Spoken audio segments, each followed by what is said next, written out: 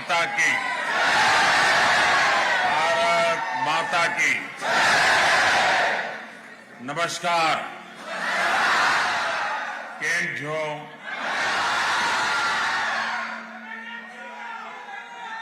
वणक्कम। सत श्री अकाल।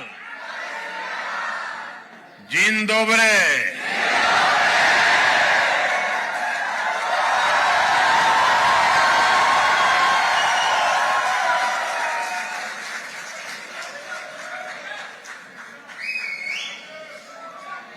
ये नजारा वाकई अद्भुत है और आपका ये उत्साह भी अद्भुत है। मैं जब से यहां पैर रखा है, आप थकते ही नहीं है। आप सभी पोलैंड के अलग अलग हिस्सों से आए हैं। सबकी अलग अलग भाषाएं हैं, बोलियां हैं, खान पान है, लेकिन सब भारतीयता के भाव से जुड़े हुए हैं।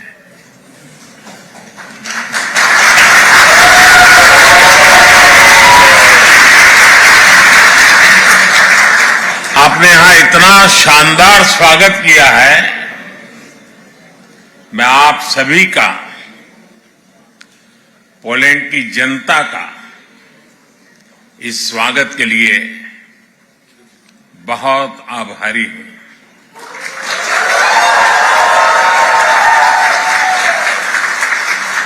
साथियों, पिछले एक हफ्ते से भारत के मीडिया में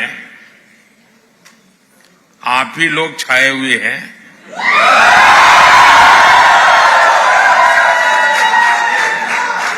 पोलैंड के लोगों की खूब चर्चा हो रही है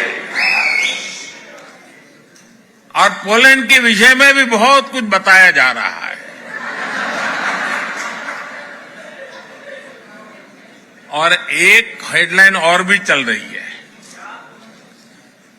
और मीडिया में बताया जा रहा है कि 45 साल बाद भारत का कोई प्रधानमंत्री पोलैंड आया है।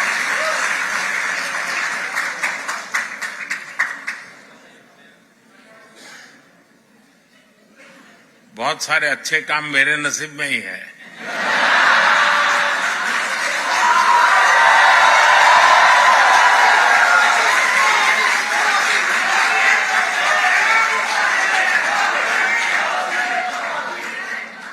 कुछ महीने ही पहले मैं ऑस्ट्रिया गया था। वहां भी 4 दशक बाद भारत का कोई प्रधानमंत्री वहां पहुंचा था।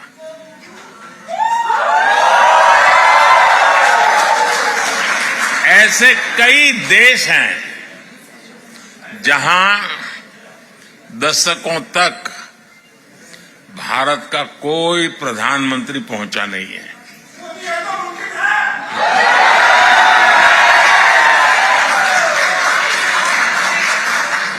लेकिन अब परिस्थितियां दूसरी है।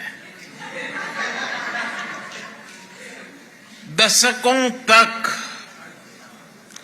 भारत की नीति थी कि सारे देशों से समान दूरी बनाए रखो। आज के भारत की नीति है सारे देशों से समान रूप से नजदीकी बनाओ।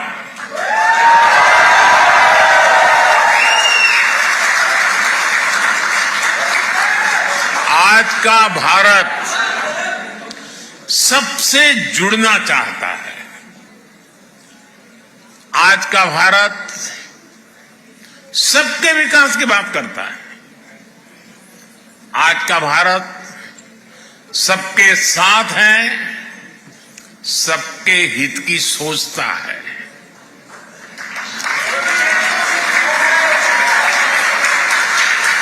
हमें गर्व है कि आज दुनिया भारत को विश्व बंधु के रूप में सम्मान दे रही है। आपको भी यहां यही अनुभव आ रहा है ना? मेरी जानकारी सही है ना? साथियों, हमारे लिए ये जियो पॉलिटिक्स का नहीं है, बल्कि संस्कारों का, वैल्यूज का विषय है। जिनको कहीं जगह नहीं मिली, उनको भारत ने अपने दिल और अपनी जमीन दोनों जगह स्थान दिया है।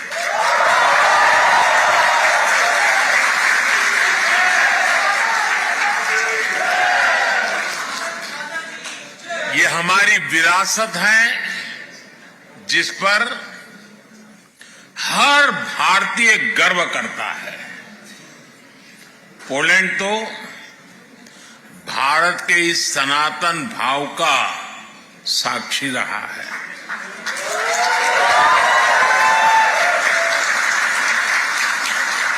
हमारे जाम साहब को आज भी पोलैंड में हर कोई दोबरे यानी गुड महाराजा के नाम से जानता है।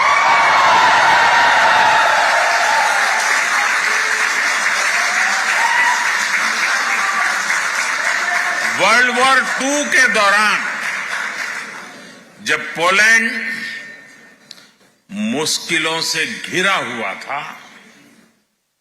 जब पोलैंड की हजारों महिलाएं और बच्चे शरण के लिए जगह जगह भटकते थे, तब जाम साहब, दिग्विजय सिंह, रणजीत सिंह जाडेजा जी आगे आए।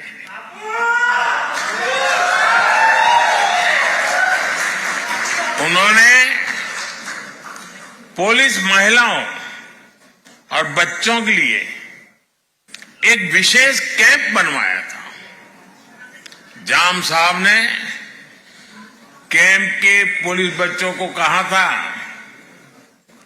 जैसे नवानगर के लोग मुझे बापू कहते हैं, वैसे ही मैं आपका भी बापू हूं। साथियों, मेरा तो जाम साहब के परिवार से काफी मिलना जुलना रहा है। मुझ पर उनका अपार स्नेह रहा है। कुछ महीने पहले भी मैं वर्तमान जाम साहब से मिलने गया था। उनके कमरे में पोलैंड से जुड़ी एक तस्वीर आज भी है, और मुझे ये देखकर अच्छा लगता है कि जाम साहब के बनाए रास्ते को पोलैंड ने आज भी जीवंत रखा है।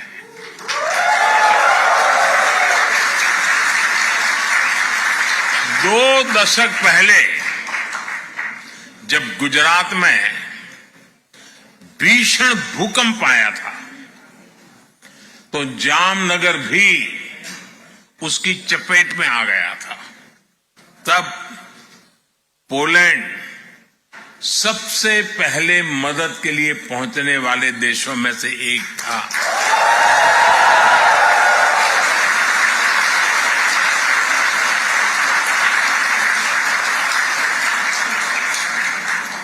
यहां पोलैंड में भी लोगों ने जाम साहब और उनके परिवार को भरपूर सम्मान दिया है।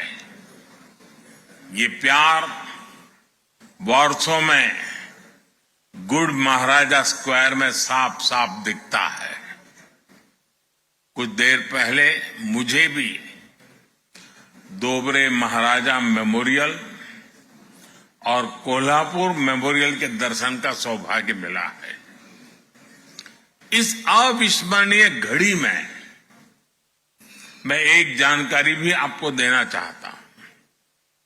भारत जाम साहब मेमोरियल यूथ एक्सचेंज प्रोग्राम शुरू करने जा रहा है।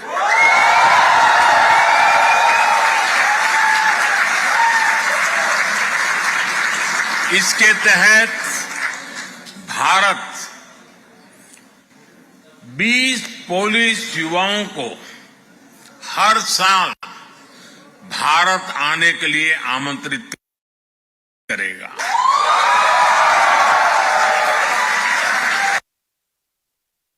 ट्रिब्यूट है।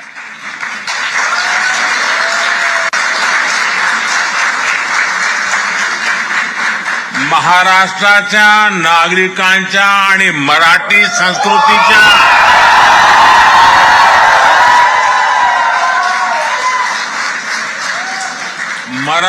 संस्कृतीच्या प्रती पोलंडचे नागरिकांनी व्यक्त केलेला हा सन्मान आहे।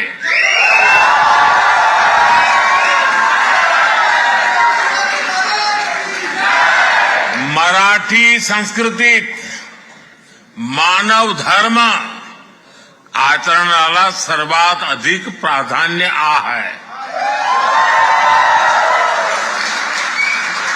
छत्रपति शिवाजी महाराज की प्रेरणा से कोल्हापुर की रॉयल फैमिली ने बलिवड़े में पोलैंड की महिला और बच्चों को शरण दी थी। वहां भी एक बहुत बड़ा कैंप बनाया गया था। पोलैंड की महिलाओं और बच्चों को कोई तकलीफ ना हो, इसके लिए महाराष्ट्र के लोगों ने दिन रात एक कर दिया था। साथियों, आज ही मुझे मोंटे कैसिनो मेमोरियल पर भी श्रद्धांजलि देने का अवसर मिला है। ये मेमोरियल हजारों भारतीय सैनिकों के बलिदान को भी उनकी भी याद दिलाता है। ये इस बात का भी प्रमाण है कि कैसे विश्व के हर कोने में भारतीयों ने अपना कर्तव्य निभाया है। साथियों, 21वीं सदी का आज का भारत अपनी पुरानी वैल्यूज, अपनी विरासत पर गर्व करते हुए विकास के रास्ते पर आगे बढ़ रहा है।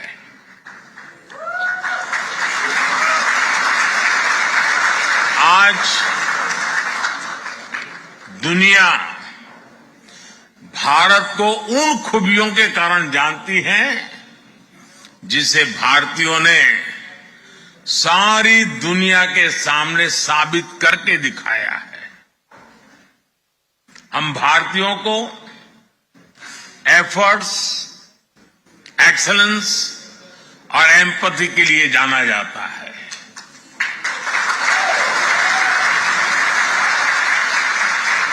हम दुनिया में जहां भी जाते हैं, हम भारत के लोग मैक्सिमम एफर्ट्स करते दिखाई देते हैं।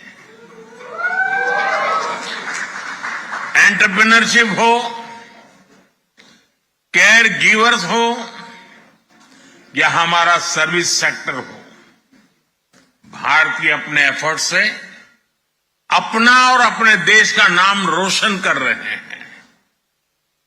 ये मैं आपकी बात बता रहा हूं।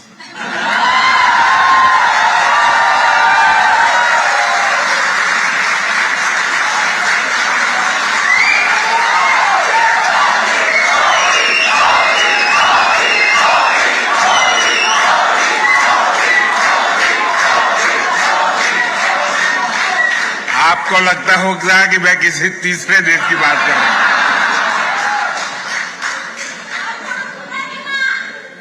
पूरी दुनिया में भारतीय एक्सेलेंस के लिए भी पहचाने जाते हैं।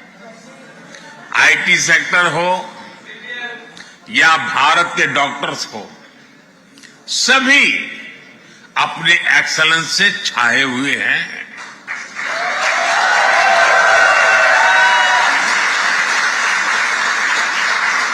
और कितना बड़ा ग्रुप तो मेरे सामने ही मौजूद है।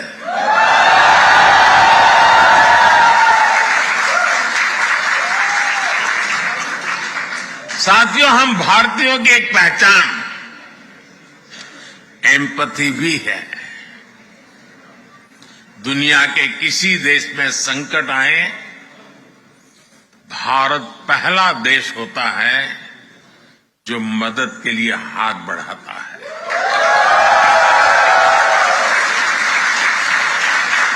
कोविड आया, 100 साल की सबसे बड़ी आपदा आई, तो भारत ने कहा ह्यूमैनिटी फर्स्ट। हमने दुनिया के 150 से ज्यादा देशों को दवाइयां और वैक्सीन भेजी। दुनिया में कहीं भी भूकंप आता है, कोई प्राकृतिक आपदा आती है, भारत का एक ही मंत्र है, ह्यूमैनिटी। कहीं युद्ध हो तो भारत कहता है ह्यूमैनिटी, और इसी भाव से भारत दुनिया भर के नागरिकों की मदद करता है। भारत हमेशा फर्स्ट रिस्पॉन्डर के रूप में सामने आता है। साथियों, भारत बुद्ध की विरासत वाली धरती है।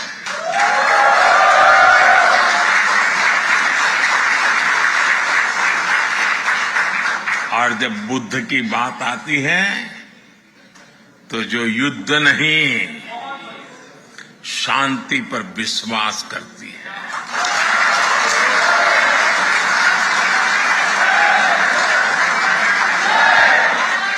और इसलिए भारत इस रीजन में भी स्थायी शांति का एक बड़ा पैरोकार है।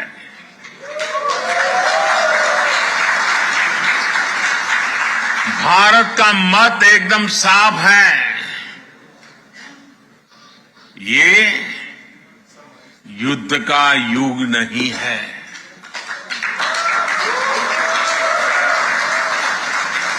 ये उन चुनौतियों से निपटने के लिए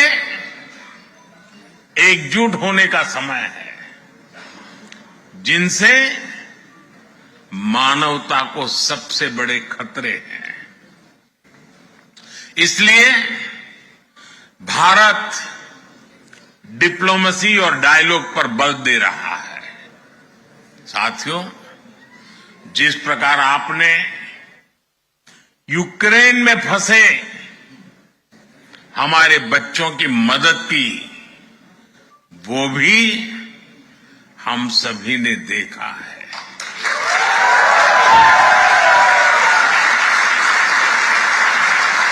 आपने उनकी बहुत सेवा की थी। आपने लंगर लगाए, आपने अपने घर के दरवाजे खोले, अपने रेस्तरां खोल दिए। पोलैंड की सरकार ने तो वीजा जैसे बंधनों को भी हमारे स्टूडेंट्स के लिए हटा दिया था।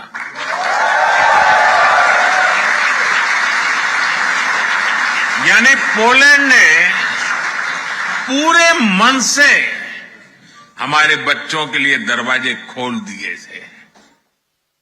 आज भी जब मैं यूक्रेन से लौटे बच्चों से मिलता हूं तो वे पोलैंड के लोगों की और आपकी खूब प्रशंसा करते हैं।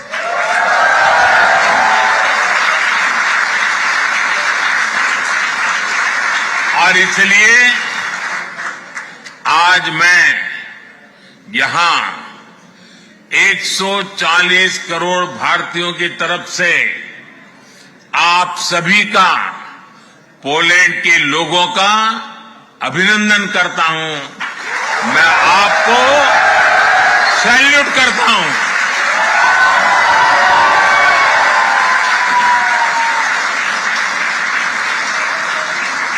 साथियों, भारत और पोलैंड के समाज में अनेक समानताएं हैं। एक बड़ी समानता हमारी डेमोक्रेसी की भी है। भारत मदर ऑफ डेमोक्रेसी तो है ही, एक पार्टिसिपेटिव और वाइब्रेंट डेमोक्रेसी भी है।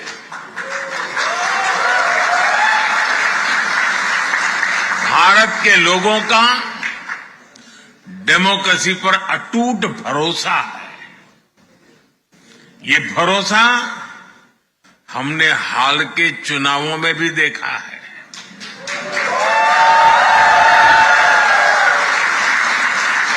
ये इतिहास के सबसे बड़े चुनाव थे। अभी यूरोपियन यूनियन के भी चुनाव हुए हैं। इसमें करीब 180 मिलियन वोटर्स ने वोट डाले। भारत ने इसे 3 गुना से अधिक, करीब 604